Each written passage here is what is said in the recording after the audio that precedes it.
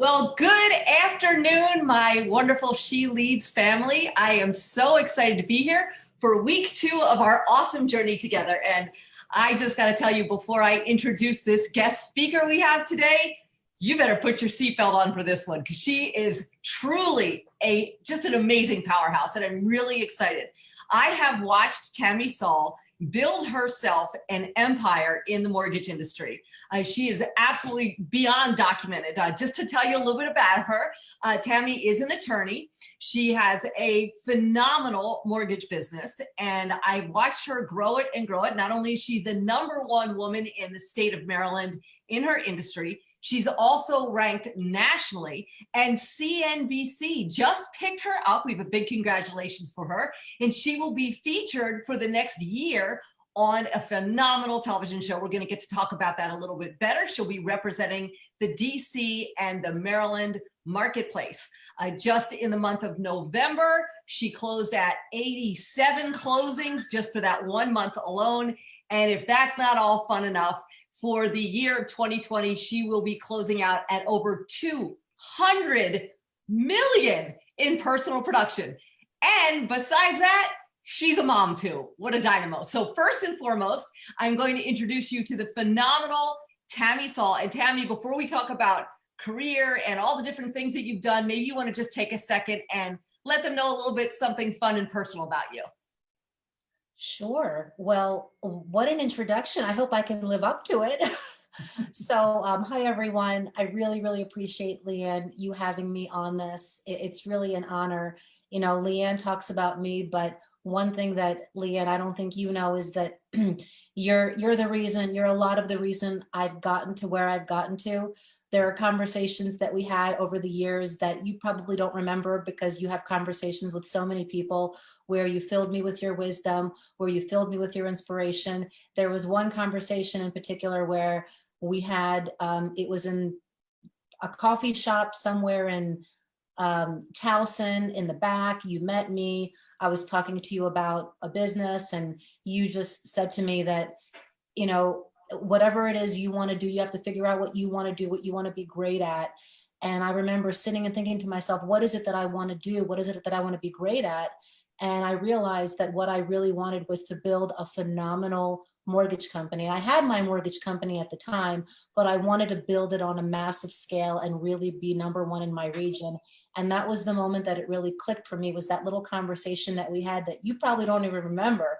And that put that fire in me. And that was, I think, in 2013, 7 years ago. So thank you for that, first of all. But, you know, just to share a little bit about myself personally, you know, I am a mom, most importantly.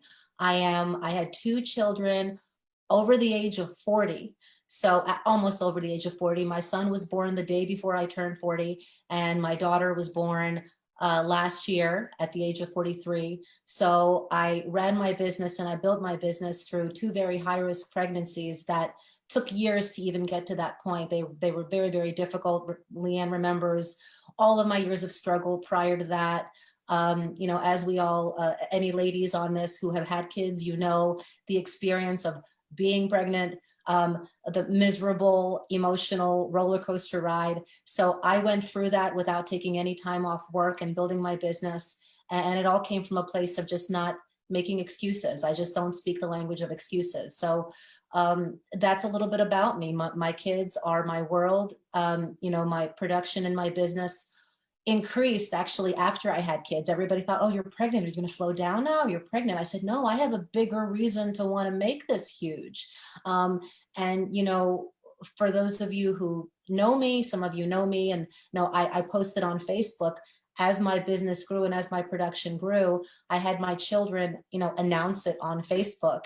And that was for me very symbolic of they're the reason I'm doing this. You know, last year I closed, when my daughter was born, I closed 140 million in loan volume. I made it a mission to do that, to set an example for her. I didn't need to do that for money. I had it already. I could have gotten by just fine with a lot less than that, but I did it so that years down the line, when she's 10, 20, 30 years old, she can look back and see mom didn't make excuses. She was pregnant. She was 43. She was miserable, but she was on her laptop in the hospital the day after I was born to set an example for me. So that's a little bit more than what you wanted, Leanne, but my kids, they're everything. I mean, every mom will say her kids are everything. My kids are everything. They're the reason I wake up in the morning, and I don't know what I lived for before then, really.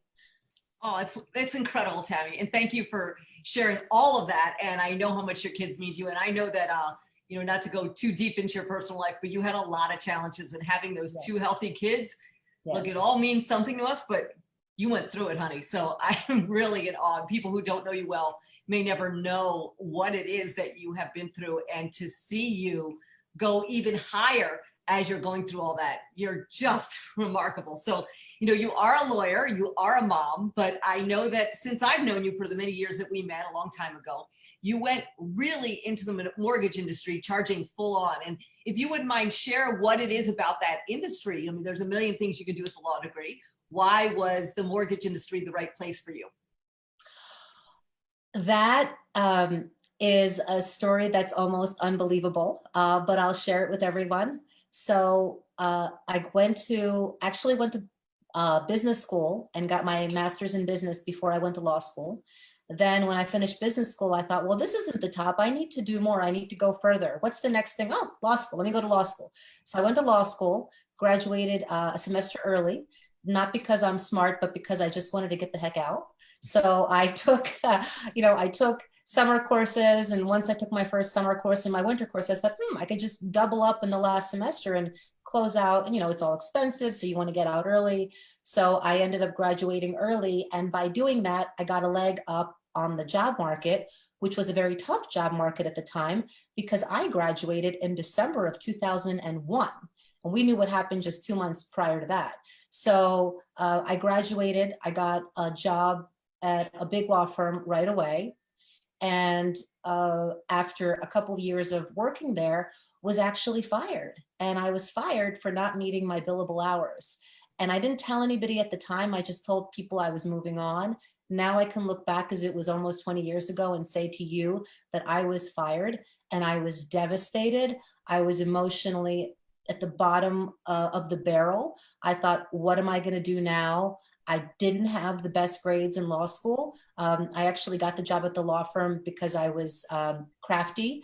So, and I made relationships, and I got in, but had they looked at my grades in law school, I definitely would not have gotten that job. So I had that job, and eventually, they took a look at their year-end numbers, and they saw that I didn't meet them, and I was fired. And I just thought, I know this sounds funny now, but at that moment, when you're 26 years old and you have spent all this time in school, and you felt like you had this golden opportunity, and then all of a sudden it's just taken out from under you. And I mean, I didn't have savings other than just a few months, because I was just that age. My parents weren't rich. So what did I do? My boyfriend at the time, who's now my husband, it was a new boyfriend, he was a mortgage loan officer. And I thought, well, let me just try this mortgage thing out for a little bit. That's all it was. Let me just try this mortgage thing out for a little bit. And I never thought in a million years that I would stay in the mortgage business. I just decided I'm going to try it out. And I'm going to keep on applying for legal jobs. And eventually I'll get some kind of legal job. After all, I'm an attorney. This is what I'm supposed to be doing, right? So but what happened was, within the first few months, I had doubled my income from what I was making before. And I'm like, oh, well, maybe I'll do this a little longer and a little longer and a little longer. And what happened was, 4 months into it, I realized that I was really good. And I was really good largely because I did things differently than other loan officers did. I was not a salesperson. I still am not a salesperson. Nothing wrong with it. It's just not what I am. I approach my business from a place of being a professional, from a place of being an expert, and things just spiraled from there. A year and a half later, Ryan and I said, why don't we just open our own mortgage company? I said, that's crazy. But he went ahead and he did it. He opened his mortgage company. We left. 2005, here we are, new business owners, out of the basement of our home, no employees, just like 3 clients. And, but we made it. And, you know, it was really, and our business has just developed over the years. A lot of it comes from a great deal of personal development. Now, I watched Brenda's piece from last week. I loved it, Brenda. If you're listening, I have read The Compound Effect by Darren Hardy. I live by it. It is largely why I am where I am today. So, you know, that's how it all started. You know, it's incredible, Tammy, that I love how honest and direct you are, because you're going to help a lot of people. And sometimes in life, when one door closes, even if it feels devastating at that moment, it's because another one opens and you're supposed to be going somewhere else. So I love that you shared what happened to you as an attorney, because I can bet you right now that there are some people who, because of the economy and because of COVID and because of all the stuff that's going on right now, there is a door that either is about to close or may have closed already. And for them to hear your story is great, because maybe there's something bigger and better. Here you are, Miss CNBC, and all this great stuff is happening. Take a quick minute, if you would, and just tell us about the television show and what you'll be doing, if that's okay. Yeah, so I'm very, very excited about this. It's a dream come true. The name of the show is called Financing the American Dream, which for me is like a full circle life experience, because I was a first generation immigrant. My parents brought me here 40 years ago when I was just a baby to for the American dream. And everything that I do and everything that I am and the way that I run my business and the culture in my business is all one of pursuing opportunity, helping people, appreciating that we're in a country where you can do that, you know, where you can have an education, where you can make something of yourself, and without barriers. And so, you know, this was a show. How it happened was a friend of mine in California who is in my position. He's in California. He doesn't do the volume that I do, but he does okay. He was on the show and I saw him advertising. He's on the show. And I thought, wow, I need to be on the show. But the half of me thinks I'm crazy. I'll never get on the show. So I approached Scott. I said, Scott, I need to be on this show. I said, introduce me to the producers. Again, as I'm doing this, I'm thinking, this isn't going to take me anywhere. I'm just going to shot in the dark, see if I can. Sometimes it works, right? Just like we do in life. And fast forward several days later, I'm on the phone with the producers. They're selecting me for the show. I'm telling them I need to be on this show because the show needs me and I need it. And they were at my office last week, Monday, taping the first episode. That is so awesome. And I love that you are a take no prisoners woman. It's just, you know, there's so few women who are as strong as you, but as much a servant as you. Because at the same time, you're out there kicking butt and taking over the world, you know, you're juggling the kids. And I know the commitment you make to your clients. And I also know the commitment you make when, you know, realtors and other professionals bring people to you. I've just seen the care you put into it. And it's astonishing. It really is. I'm really happy for you. I cannot wait to watch the show. We're really looking forward to that. Now you have gone from being an accidental loan officer to having your own company to starting in a basement. And I think you now have like 12 employees or something in this massive business. Mm-hmm. You know, share if you would, for anybody else out there watching, if they're either an entrepreneur or thinking about growing their business, you know, what are some of the challenges you face as an entrepreneur, especially during a time like this? A lot of challenges, Leanne. I mean, I'll share with you, I've had several just in the last few days. I mean, I know as you're all sitting here and watching me and listening, you're probably thinking it's beautiful and it's perfect and it's sunny all the time. But I mean, just like how I got into the business to begin with, where I was at the bottom of the barrel. I mean, I literally was told, here I was an attorney. I was told, here's a desk, here's a phone, call these leads and follow the script. Like, what? No training. And I felt like I was dirt, you know, and sometimes you still feel like that even years later, and you have to become okay with feeling like that and not take it personally. I mean, yesterday morning, one of my employees quit. No notice, no 2 weeks notice, nothing. She's got a pipeline of 30 loans. She quit. I was pretty upset about it, but I had to shake it off, come up with the solution, and then keep on going, putting a smile on my face because I had to be on the phone with clients for the rest of the day. and they can't hear something's wrong. If they hear something's wrong, that's going to repel business. So the challenges are daily. I mean, just within the last hour, I had a client who, and some of you in real estate on this call will appreciate this, buying a $1.5 million home. The mortgage was like 1.1 million. Well, he canceled his loan on me a week and a half ago and then wouldn't take my calls solely because he was mad that the appraiser was taking so long to call him. I don't have any control over that, but I tried to reach out to him, but then I gracefully let that go. No, I let that go. And then today he texted me because he got something in the mail that was wrong, and texting me a little bit of swearing, telling me he's going to go online and leave me bad reviews and et cetera, et cetera. I was almost in tears, literally an hour ago, right? But I got him on the phone. I was persistent. I said, call me. We can talk about it. We talked about it. But something like that 10 years ago would have ruined my day. Whereas now it's still hard, but long-term thinking, short-term memory. That you taught me that, Leanne. You have to have short-term memory, but long-term thinking. And don't think just because you're rising the ladder and you're getting better and everything that Leanne said was true. I closed 87 loans last month. I'm going to close 80 plus loans this month. I'm going to close 80 plus loans next month. I have a great business. I'm 44 years old. I can retire tomorrow if I wanted to. But I choose to continue to go on and build my business. And these challenges are still presented to me every day. But again, short-term memory, long-term thinking, never make excuses. Those are my three big things. They're pretty daggone good. I got to tell you that. Yeah, short-term memory, forget all the horrible things that happen as fast as you can and focus on the big picture. They'll keep happening. They'll keep happening. And look, the bigger you get in anything, in any career or any endeavor, as it gets bigger and bigger, you can't control everything.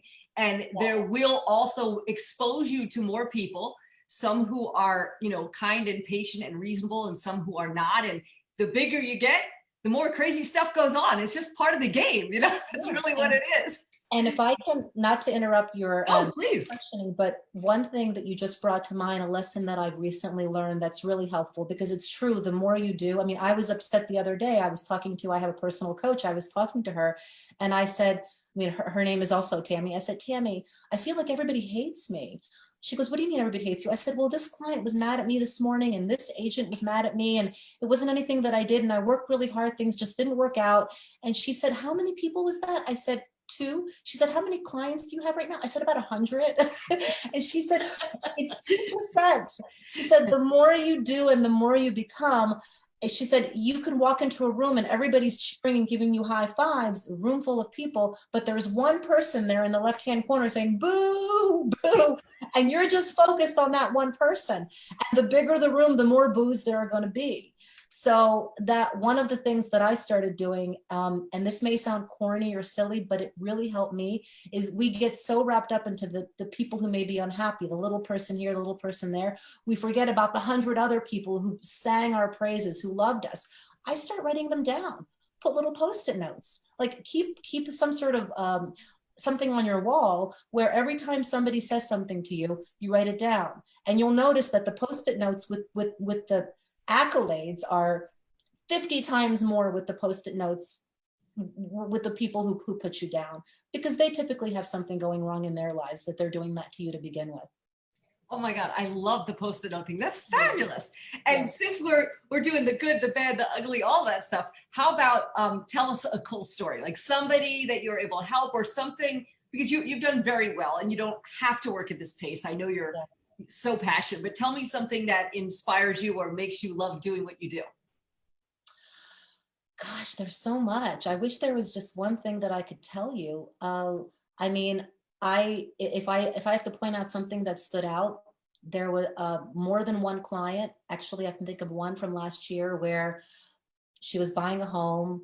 It was a very difficult transaction. The loan was denied and denied and denied. And I kept on saying, no, I'm not going to give up. We're not going to let this, she needs this house. And eventually I found a way, to make it work. And she stuck with me, which is important. Some clients, when things go wrong, they think it's you, when you're really trying to help them be creative to make it work. So we made it work. And I walked over to my processor's desk to call her on speakerphone to tell her that she was clear to close. She was ready to close. Her loan was done. And she started crying. And I didn't expect it. She was just crying. I'm like, oh my goodness. And I didn't realize how much it meant to her. And it made me realize that it means, I mean, I know buying a home means a lot to people, but it was an emotional experience for her. She started explaining to me how this was a house that reminded her of her childhood. She really wanted this house. And she started telling me about how she's 42 years old and she wants to have a child. And she really needed this house before she could have a child. And by the way, she just had her child 2 months ago.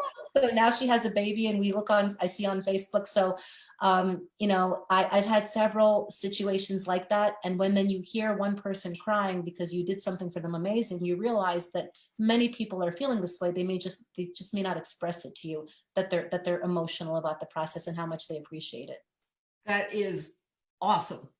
And I know there's one other thing I want to ask, if you don't mind, to help some of the women who are watching this, and men. We have some men watching too. Never want to eliminate my men here. We love having everybody in here, but it is a record-breaking time when you look at the rates and everything else. And you know, I know that there are people out there. Obviously, there's a lot of people buying their first home, but there are a lot of people who are refinancing, and there are people who are wondering if they should refinance, and maybe they don't really know what the criteria is. So, you know, just to help some people who might be watching this interview, can you share what would be the things that would trigger someone, oh yes, I should go refinance my home while the rates are like this? If you wouldn't mind helping out, that'd be awesome. So this is going to sound very simplistic, but honest to God, I mean, I'm refinancing so many people right now. The bottom line is 99% of the cases, if the person has not already refinanced in the last 6 to 8 months, it would benefit them to do it now. Wow. That's how low rates are right now. We've been locking 2.75 on 30-year fixed with lender credits, 2.25 on VA, FHA, you know, some people down to 2%. I mean, it's just madness. Sometimes I look at a rate sheet and I'm like, is this real? Is this real? Is this really what's happening? I can't believe it. And it's really rewarding to be able to reach out to my clients to let them know, we can get your payment down. Does it cost me anything? No. And I mean, it's just almost like free love. It's like they love you even more. And that's Post-it notes.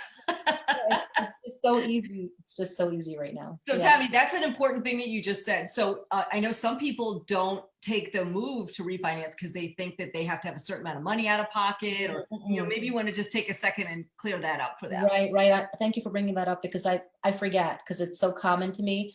But yeah, so many people, especially if they're refinancing for the first time, their experience of the mortgage process is when they bought the home, right? So when they buy the home, you're bringing money to the table.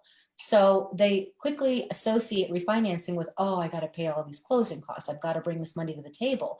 They don't, because first of all, the closing costs are minuscule, especially anybody on this who's in Maryland. Maryland doesn't charge transfer tax for refinancing. So literally all your closing costs together are like $2,000. We finance that into the loan amount. By the way, I'm not trying to sell anybody. I'm just answering your question. Now, so we finance that into the loan amount for $2,000.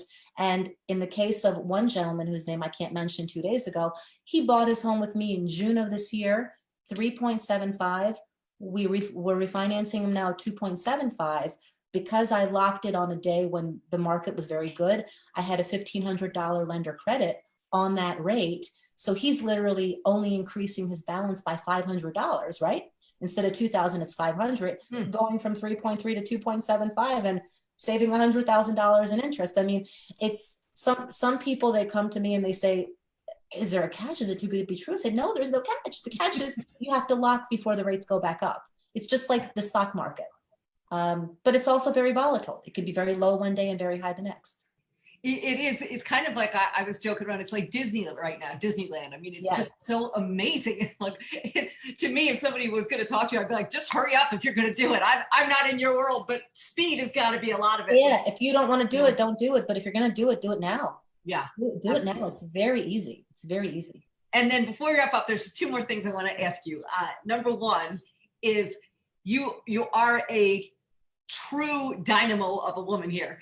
And some women will go, oh my God, how does she balance it all? That's a fair question. How do you go, oh, I've got 87 closings. Let me change a diaper. Yeah. Do you have help? Do you have a nanny? Like, how do you make all those plates spin without dropping any of them? So first of all, it's not easy, okay? It's not easy, and some days I'm just exhausted.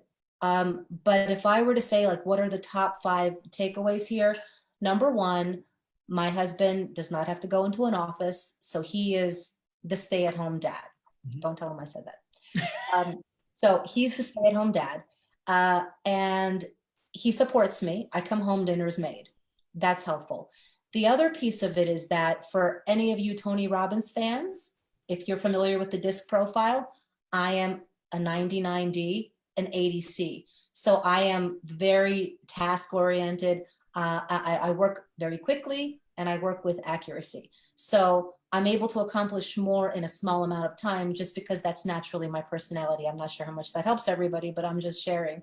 And then I also over time have built 12 employees. And, you know, those 12 employees have freed me up to do things. I still work hard, but I work hard doing other things. And that took time. That's a process. By the way, I'm not plugging or anything, but one of the questions, the question that you just asked actually is a question I'm being written up in a book also. What's the book? What's the book? I don't know the title of it. That they interviewed me. I had a chapter, and they asked me the same questions that you're asking me. So once I know what it is, I'm just one chapter of 10 chapters. I'll let you know. But that same question is answered. So I would just say it's having a stay-at-home husband, working very quickly, very efficiently, being an expert. I don't have to go look things up. I just know them. I'm able to talk to a client and dissect their situation in 5 minutes. Whereas 10 years ago, I've been sitting there looking at the guidelines, talking to an underwriter, talking to somebody else in an hour, may have a halfway answer. So it just comes from that speed. And then of course, having the employees. Yeah, that's fantastic. And do keep us posted on the book. I know that you're in the group. So when you get the title, maybe you can, Sure. you know, we invited Tammy to come in here so you could all communicate with the, you know, the speakers that we're featuring too. So she's in the group now if you want to message her. Now, also, before we end, because we do need to end in just a second, if somebody is in the Maryland area, you cover Maryland and DC, correct? Maryland, DC, Virginia, and Pennsylvania. Okay. If somebody is in one of those regions and they have questions for you, or if they want to refinance, or they're trying to buy a home and they want to reach out and get some help from you, is there some contact information that you want to share? Are you okay with that? Sure, absolutely. And I'd love to help you. And you would be supporting my business, so I appreciate that. So the email address is very easy. It's, well, first of all, my company is Federal Hill Mortgage, not Home. That's a different company. So Federal Hill Mortgage. So it's federalhillmortgage.com. If you don't remember that, you can just Google Tammy Saul Mortgage. I'll come up.